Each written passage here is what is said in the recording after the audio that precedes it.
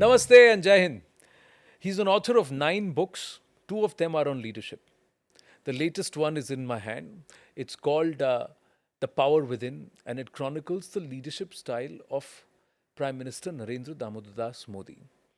Dr. R. Balasubramanian, Namaskaram. You are playing multiple roles and you are a past master at a lot of things. But first up, congratulations on this book. Thank you. I have not read it fully, but whatever I have read, it's very exhaustive. And what you've tried to do is very challenging. And let's start from there. You have tried to compare the Western definitions of leadership vis-a-vis the Bharatiya dharmic definitions from our scriptures, styles of leadership. And it's all around one man who perhaps is one of the most polarizing identities in the world today. You either like him or you don't like him. And that's PM Narendra Modi. So let's start with how did that happen? And why did you decide to dive into something as challenging as this? What you say is right. It's a challenge. And, my own life and my past background, like you said, one of the hats I had was being a civil society activist. Living and working amidst indigenous tribal communities for more than 25 years, I realized that several things were wrong. One of the major things I realized was the policies that the state makes for its own citizens is bereft of the understanding of what citizens want and where they are. So this search, this hunger of trying to say I would find answers to the development challenges I was facing, took me from one place to the other, took me to Harvard, and after a few specializations and fellowships there, I sort of zeroed in on saying that the leadership of the policy maker and not the actual policy matters. Because if you're really sensitive, if you understand communities and citizenship, and you respond to their needs, you also possibly have the ability to lead the policy change you require. After enough studies and reading, and that's a Western background, and that's where I acquired the knowledge of how the West sees the whole thing. And I realized they only celebrate being a leader. And in that search for understanding this, one of the books I read was Archie Brown's The Myth of a Strong Leader. Yeah. And where he only analyzes a few leaders around the West, mostly the global North and including Russia, and then comes to the conclusion that that's a myth.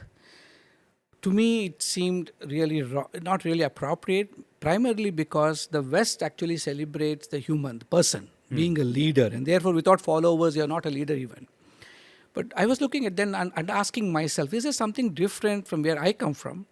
I've seen tribal chieftains in action, and my earlier book was all about analyzing different aspects of the research I discovered about Indic and Bharatiya traditions, and therefore trying to get them to be represented by a person I knew.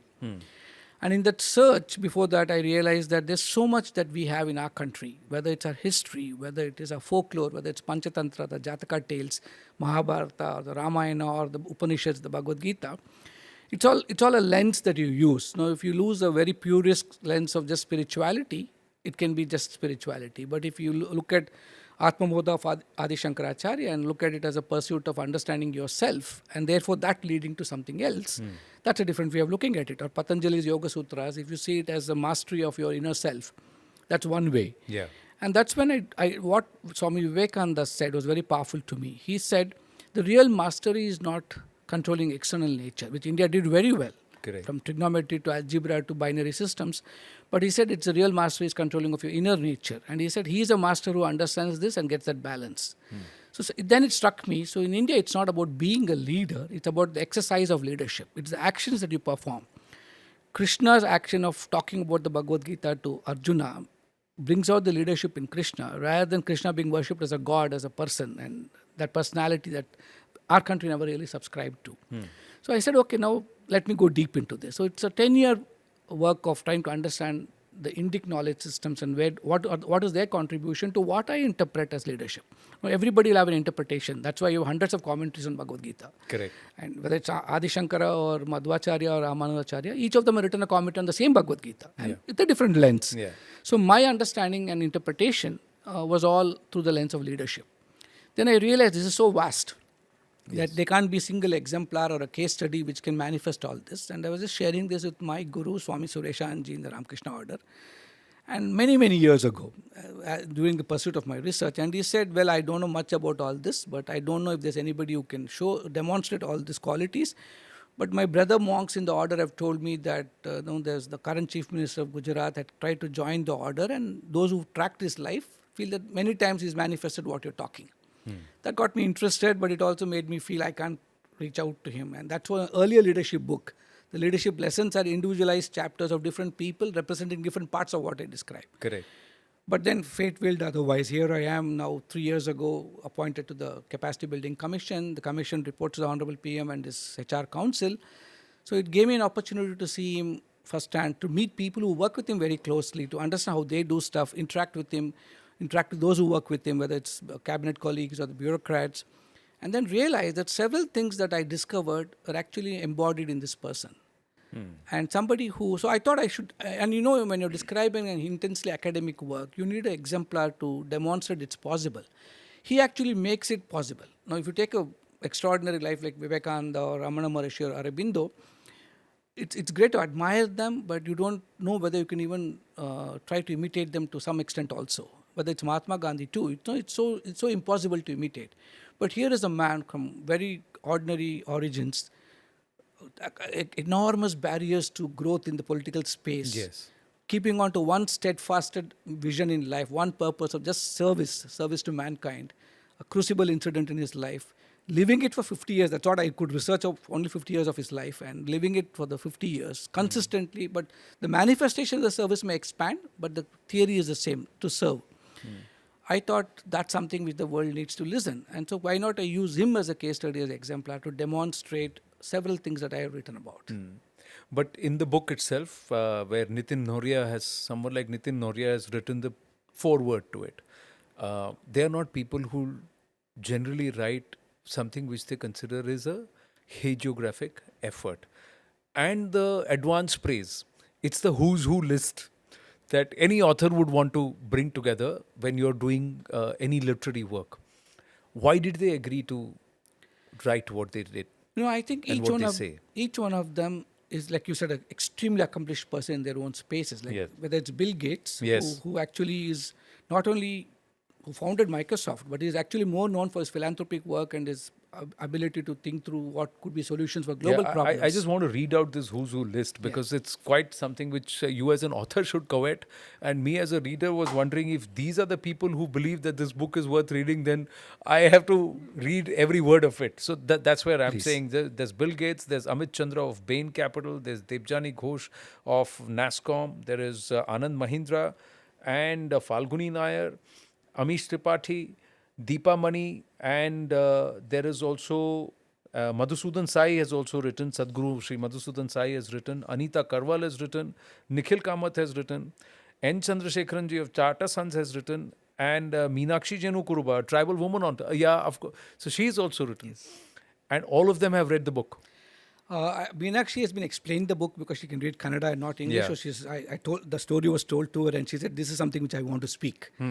And it's also to show that that's what gives me hope that this the challenge of leadership is something which is negotiable for all of us, and we can actually live up to that standards if we work hard, show the discipline, the determination, the dispassion, and the discernment that I write about in the book, which he showed. Yeah. So it makes it possible for the reader. Possible for the Yeah. No, as an author you would also know, and you're also very astute, so you would know whose team has sent the forward as as a formality and who has actually taken the pains to read it.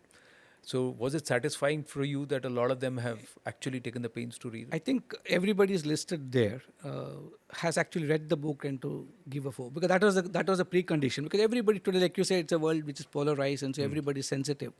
So I think they it's fair. Like Nitin was very clear that until he read the book, he wouldn't write the forward, and that meant a little delay in collecting the endorsements, etc. But that's what they did. And the happy part for me is I declare it in the book also that it's neither a hagiography nor a biography. It's not a chronicled sequence of his life. It's just an expression of leadership that I have discovered through the tenets of Bharatiya wisdom and use him as exemplar to substantiate it. It also explains a lot of what he is from an Indic lens. As much as a lot of Indic concepts of leadership, I use the instrument of Modi to explain it. Correct. So let me then ask you this. Where did you see this manifest in Prime Minister Narendra Modi? Because Nitinji also quotes it, and you've quoted it towards the end, this passage where you say, as is your desire, so is your intention. As is your intention, so is your will. As is your will, so is your deed. And as is your deed, so is your destiny. But this is contrary to what they say कि लिखवा के लाया है. it's happening. So that means unless there is a desire that you want to lead, then it will not translate into an intent, and that intent will not translate into a will, and that will not become a deed, and that deed won't become a destiny. Many believe that he's destined to be a leader. You are saying no, he had an innate desire to do something. So were you able to Yeah, draw in a that sense, parallel? yes. But if you look at his possibly, today in the land of India, we all understand karma and rebirths and all that. Now, people can ridicule it or dismiss it off in their own ways, but I think everybody is born with a purpose. Discovering the purpose is the real journey that you do within yourself. Yeah, Many of us live our lives without even asking a question, why was I born? correct. And the single question that Ramana Maharshi asked us to ask, who am I? That's all the philosophy you have to get into. Yeah. So I see spirituality as an opportunity for, You mentioned that you are born for a purpose, but the challenge is to figure out what that purpose is and why are you born. And the West is also clear. Mark Twain himself in one place writes, you're born twice in your life. Yeah. Once the day you're actually born and the day you discover your purpose. Why you're born. Yeah. For him, a crucible incident in his life. And purpose is not something that is transient, which evolves over time. Purpose can expand over time. And I again, a lot of my work in my life is on Swami Vivekananda, and the message that inspires me is his work. He writes two particular places. One he says about, we have to believe in a great cause. We have to think about it, live it, breathe it, sleep on it. And he says that will unleash enormous power from within. And that potential, you'll become a human dynamo and you'll start achieving it. We have enough descriptions, even in Western psychology today, in positive psychology, where you start thinking so deeply, you can cure even so-called incurable diseases. The power of the mind is so powerful. That today the Western world is also agreeing to it. Yeah. Or more methodical researchers are bringing it out. Patanjali's Yoga Sutra is also very clear, saying you believe in something very deeply, your thoughts will shape your thinking. Gautam Buddha says the same thing. That's why he keeps saying that you got to think positive thoughts. Today we can measure hormonal changes by positive thoughts. Correct. So what you believe in, you will start driving yourself to demonstrate it. And what I believe is so special is the real power comes not by believing in something for selfish reasons. When the expression of that purpose is beyond yourself for something larger, in this case for Prime Minister Modi is about service of man to mankind, especially service to the nation. Now that can manifest in different ways. He thought the best way to manifest is to become a monk. And it didn't happen. Yeah, he was advised against Yes, it. and Ramakrishna Mission, the Rajkot Ashram, Swami Atmasanji told him that, well, you're destined for something else. Now we can, in a post-mortem, we can say there's a meaning to it. But at that point of time, it must have been very discouraging for him. And even writes, I was unguided, unclear what I wanted to do. I was just traveling around. But the traveling around in Indic thinking, there's a concept called darshana, which I write about. Correct. Darshana is not darshans of all the places. Darshana is using the opportunity of traveling around to see, imbibe, absorb. Yes, look outside, but get it inside and reflect on it. I think translating a purpose, a vision to concrete reality started manifesting in different ways. It started off as being a Swayam Sevak, a Pracharak. And then it expanded into when the political opportunity came, expanded into political opportunity. I don't think he would have truly, for him to service was the motto. The manifestation of the service, he got various platforms. Then the Chief Minister of Gujarat and today the Prime Minister, and maybe in a global context something bigger. But the idea is the service has not changed. So when you deeply desire it, when you deeply believe in it, and when the desire is beyond you, I remember a letter that Vivekananda wrote to the Mysore Maharaja. And I think it resonates with me every day. He says about life is transient. Yeah. Right? But he said, but he alone lives. The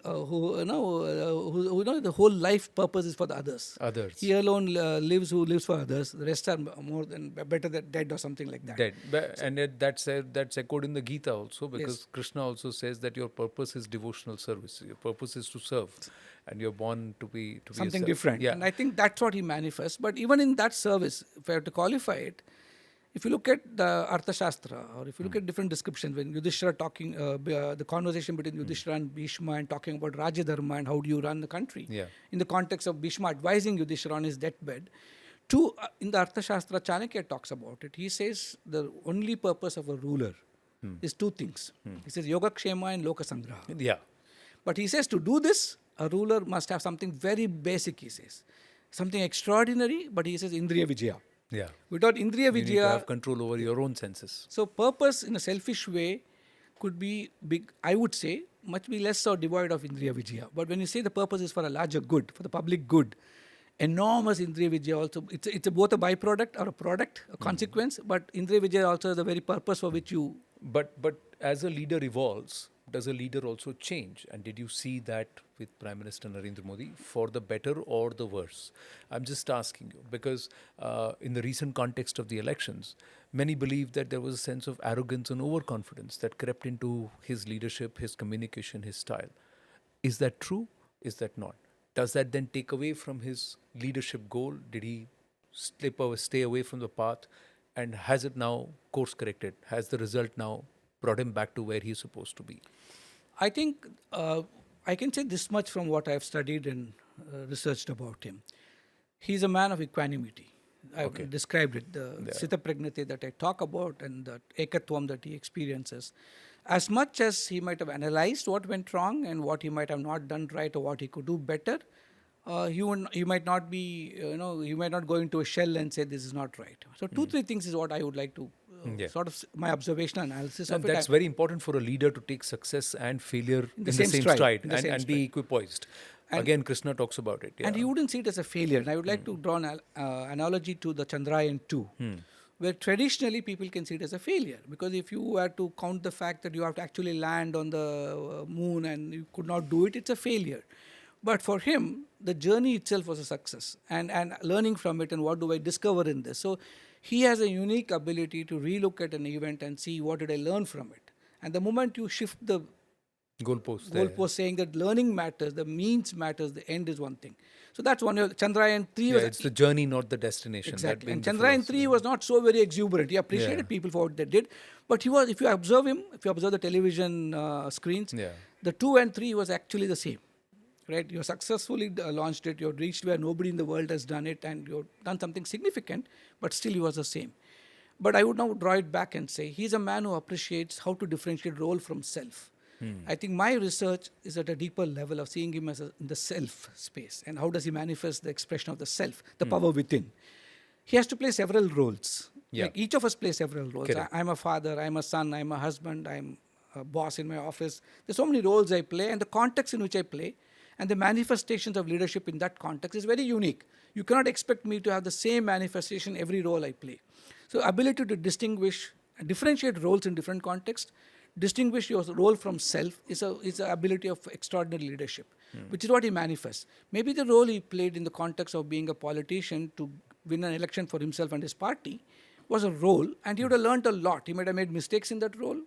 He might have used language which he may not really want to have used, but that role might have necessitated it. But today, if he looks back and reflects, I'm sure he'll understand that my basic purpose, the work at the center, is Vikasit Bharat, or development of the nation, and I'm sure that is what he'll be losing sleep over. For a development activist like you, how has your interaction been? What was your perception about PM as a leader before you started working with him?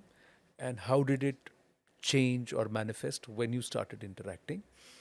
And where do you see him on this leadership journey going forward, especially with the task that we have of Viksit Bharat? It's actually a great question to ask, because when I was distant, you get to see things which are packaged and presented to you, right? That's a reality, and we see what televisions tell us, or what newspapers tell us, or what his speeches are, and he wasn't really as nationally for people like me in Karnataka. He's just his Gujarat development as a development activist, what is working, what is not working, and the development model and those indicators are what inspired you, and you just thought, okay, he's achieving a lot.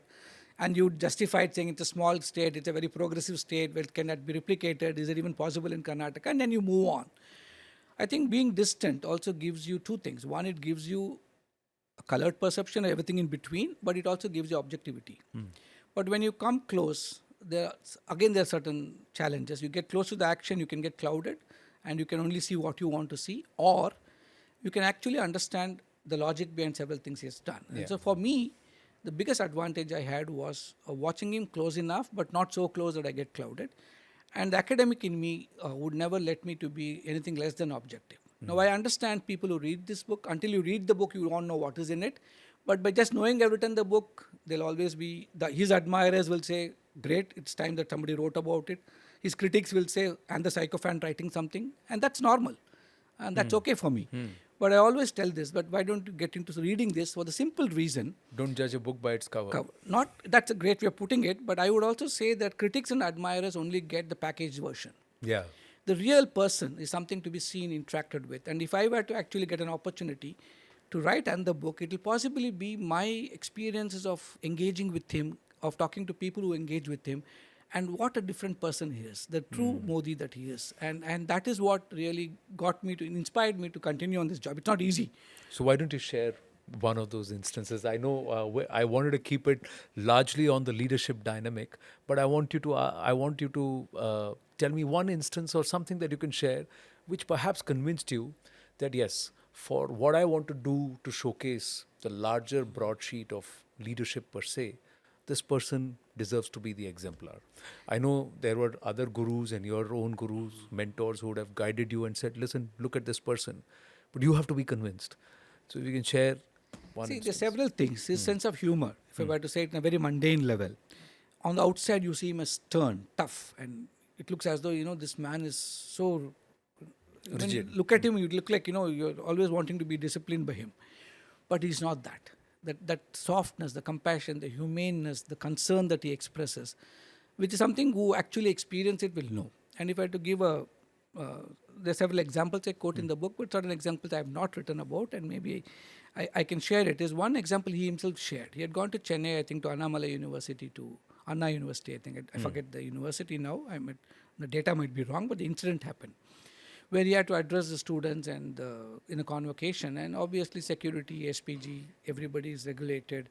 So the audience was selected people in the auditorium. It's possibly the largest number of students in any university in India would be that. Yeah. So the students are placed in several other rooms where they were all watching on a television screen. So he didn't disrupt it. That's his kindness. People don't understand that.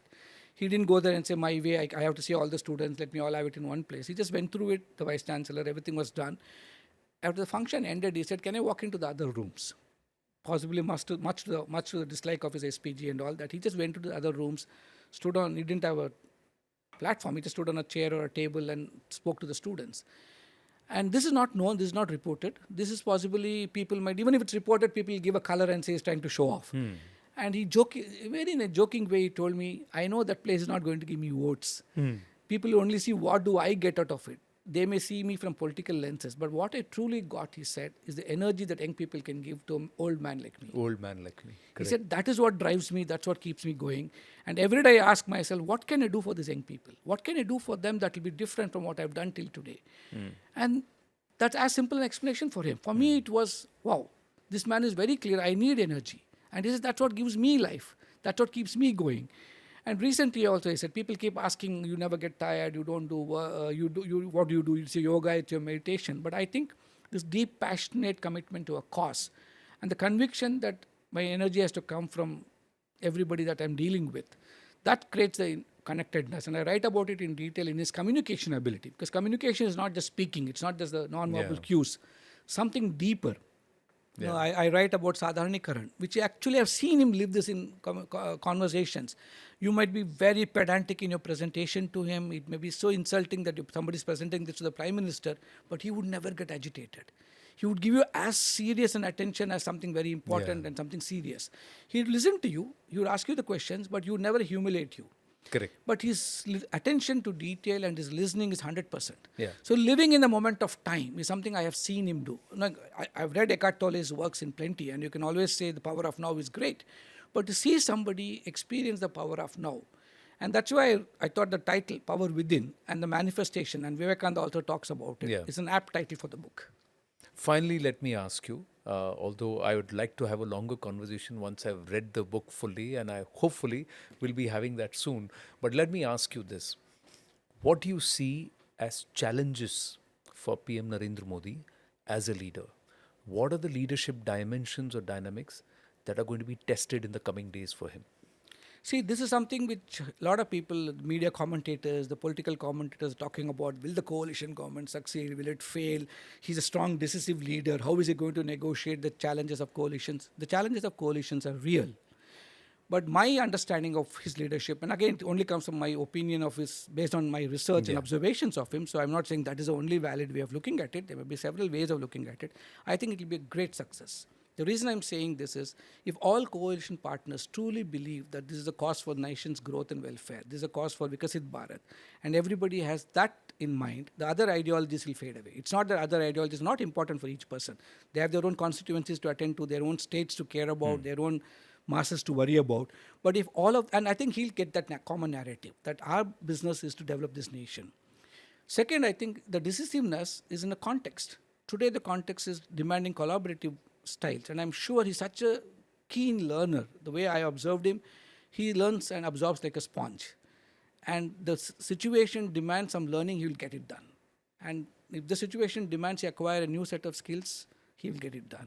So he's a man in constant evolution, if I can call it that. And that's what leadership is. I call leadership is it's a spiritual exercise. Spiritual evolution is what manifests as leadership for other people.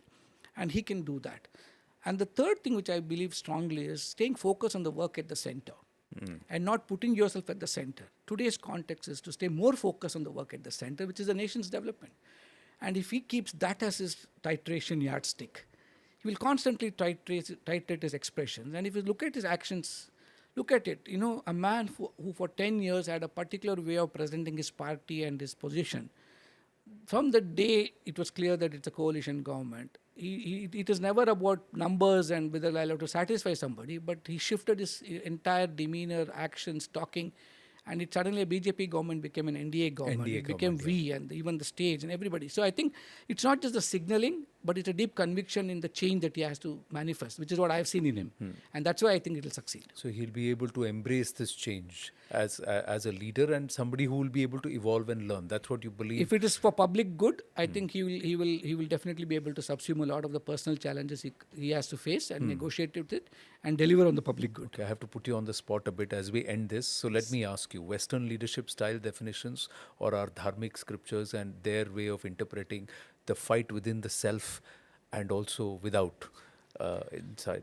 I would say the last chapter, the epilogue I've called it, is the legacy of dharma and the dharma of legacy. Yeah. Right? And even in today's world, in the context in which we're operating, where conflict is real, where the Kurukshetras are happening outside and inside, it's essentially what the power that you can manifest from within you and the way you deal with it. You can't control any situation, but the way you deal with responding to the situation and that power that you manifest, that's what we seek from our public leaders. And his Delhi declaration, his call for the 4 Ps, saying that you need to worry about the planet. And I even explained the Vedic, the Palasa tree example, where the summit that you take to do your yagnas and what prayer you say, asking for forgiveness. It's such deeply ingrained in our dharma. Dharma is just righteousness. Let's keep the religious part of it aside. If you look at Dharayate iti dharma, that which sustains is dharma. That's all, right? Artha, kama, moksha, even if you take the very practical ways 4 of looking pillars at of it, Purushartha. you need artha.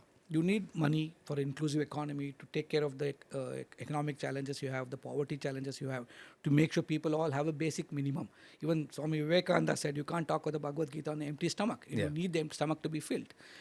For that to happen, you need karma. You need to desire, but desire the right things. In this case, desire good for the welfare of the world, not just for yourself. Only then the planet can survive.